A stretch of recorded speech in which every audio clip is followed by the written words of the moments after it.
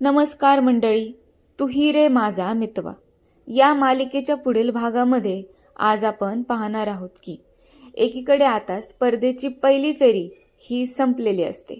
आता सगळ्यांना आतुरता असते ती फक्त निकालाची.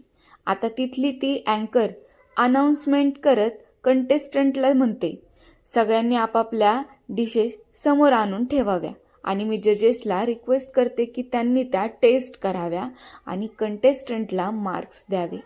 आता जजेस सगळ्या डिश टेस्ट करायला सुरू करतात. आता लगेच ईश्वरी अर्णवला विचारते, अहो ऐका ना, आपला पदार्थ ह्या सर्वांमध्ये छान तर दिसतोय ना.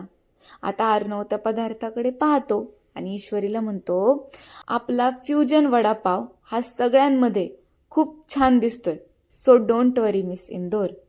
आता त्यातला एक जज म्हणतो, आमचा सर्वांचा निर्णय हा झालेला आहे. आता आम्ही पहिल्या फेरीचा रिझल्ट डिक्लेअर करतोय. तुम्हाला काय वाटतंय की ही स्पर्धा कोण जिंकल?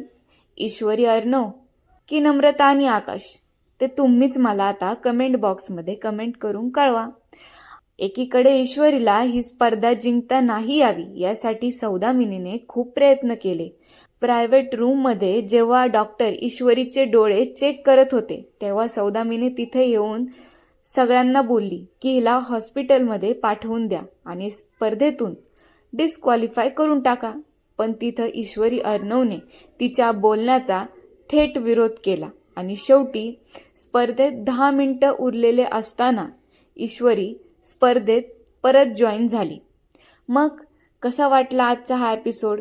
तर अजून पुढचे अपडेट पाहत राहण्यासाठी पटकन चॅनलला सबस्क्राईब करा आणि बेल आयकॉनवर क्लिक सुद्धा करा. Bye bye.